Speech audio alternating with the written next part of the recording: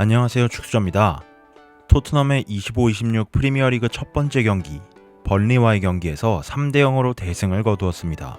토마스 프랭크 감독의 토트넘 리그 데뷔전이기도 했던 이번 경기, 히샬리송의 미친 활약으로 손쉽게 승리를 따냈는데요. 오늘 토트넘이 보여준 후방 빌드업과 공격 전개 패턴, 그리고 히샬리송에 대한 단독 분석까지 해보면서 영상 마무리하도록 하겠습니다. 바로 선발 라인업부터 확인하시죠. 오늘 토트넘은 슈퍼컵 경기 이후 이틀 만에 치러지는 경기였죠. 때문에 팔리냐와 벤탄쿠르를 서브로 내리면서 3선에는 베리발과 그레이가 선발 출전했습니다. 슈퍼컵에서는 백3 전술을 구사하며 파리 생제르맹 맞춤형 포메이션을 짜왔던 프랭크 감독이 이번 번리와의 경기에서는 다시 백4로 돌아왔습니다. 아마 이번 시즌 백4가 프랭크 감독의 기본 전술이 되겠죠.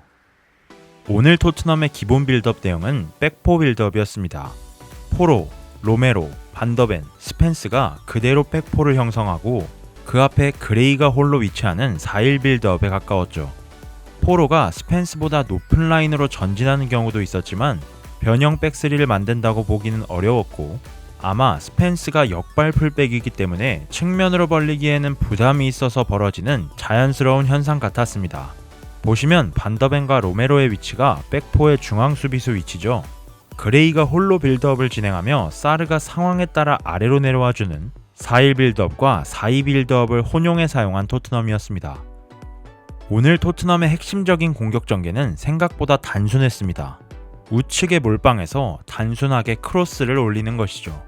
그리고 토트넘은 크로스의 퀄리티를 올리기 위한 노력과 박스 안에서 경합 성공률을 높이기 위한 노력, 이렇게 두 가지를 준비해서 나온 모습이었습니다.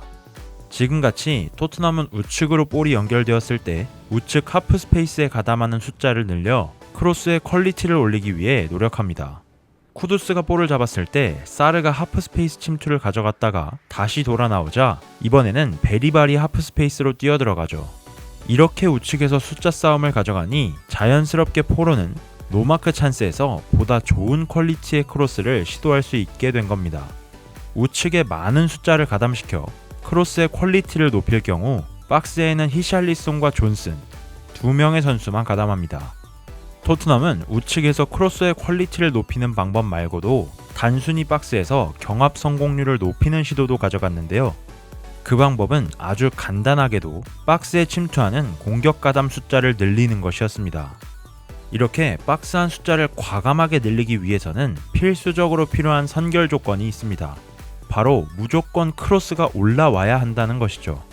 만약 측면에서 크로스를 올리는 비율보다 턴오버가 발생하는 비율이 더 높다면 많은 숫자가 박스에 가담해 있으니 역습 저지에 큰 어려움을 겪을 수도 있기 때문입니다. 그리고 토트넘은 그 선결 조건을 이번 여름 이적 시장 토트넘으로 합류한 모하메드 쿠두스로 해결합니다. 쿠두스는 측면에서 상대 수비수와 1대1로 드리블을 하더라도 충분히 크로스까지 연결해줄 수 있는 선수였고, 토트넘은 오른쪽 측면으로 볼이 연결될 경우 박스 안에 많은 숫자를 가담시키면서 경합 확률을 높입니다. 이 장면이 사실 빠르게 측면으로 올라온 역습에 가까운 공격 전개라서 선수들이 빠르게 전진하기 다소 어려움이 있는 장면이었는데 토트넘의 선수들은 약속이라도 한 듯 박스로 집결하더라고요. 프랭크 감독이 상황별로, 선수별로 어떻게 움직일지 제대로 지시한 것 같았습니다. 오늘 영상의 주인공은 히샬리송이라 이따가 이야기하겠지만 히샬리송의 두 번째 골 역시 박스 숫자를 늘린 결과물이라고 할 수 있습니다. 보시면 이미 베리발과 존슨이 히샬리송과 함께 박스에 가담해 있죠. 쿠두스는 우측에서 상대 수비수와 1대1만 시도할 수 있도록 포로와 사르가 위치하니 쿠두스는 마음 편하게 1대1을 시도할 수 있었고 드리블로 상대를 완전히 벗겨내며 질 좋은 크로스를 연결했죠.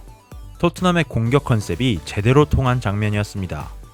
자, 그러면 오늘 영상의 주인공 히샬리송 이야기를 좀 해보겠습니다. 저는 오늘 히샬리송을 보면서 약간 지난 카타르 월드컵 16강전이 스멀스멀 떠오르더라고요.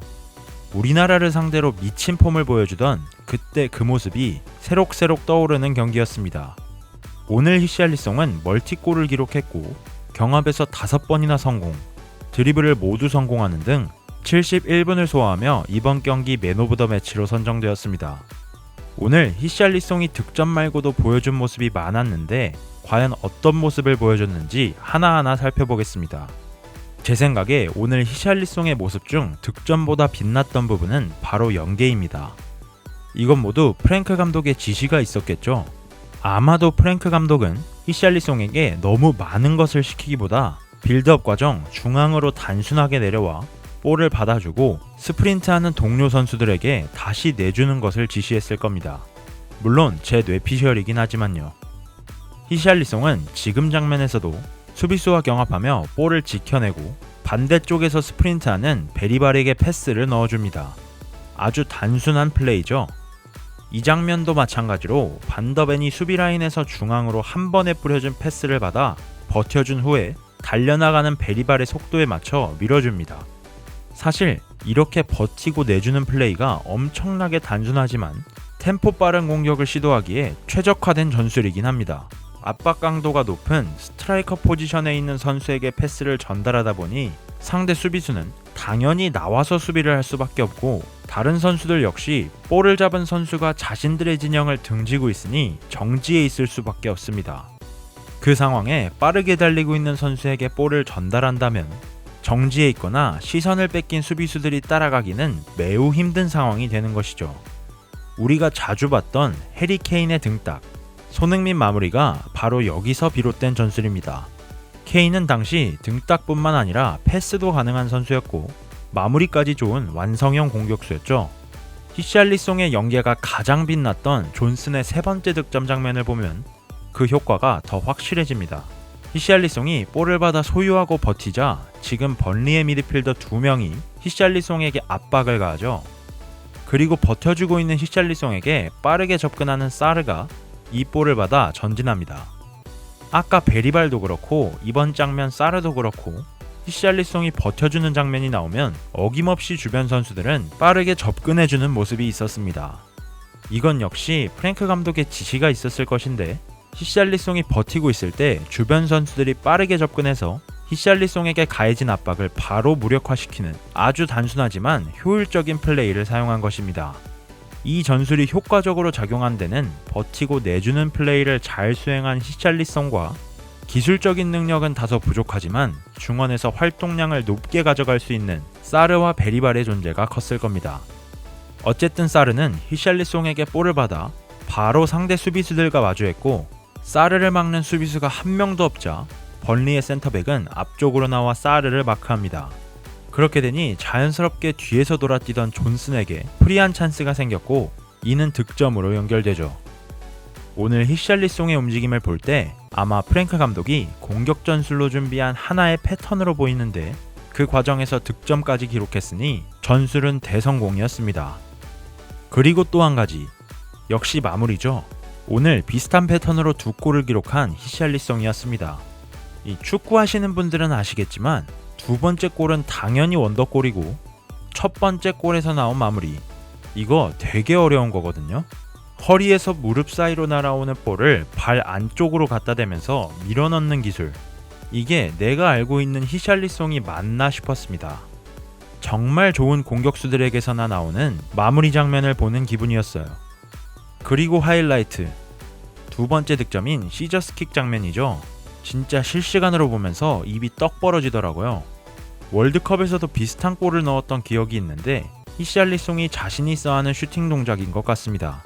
그렇지 않고서야 저 동작에 저렇게 정확하게 발등에 맞춰 득점하긴 엄청 힘드니까요. 히샬리송이 오늘 교체되기 전까지 보여준 모습은 솔랑케와의 주전 경쟁에 불을 지피는 모습이었습니다.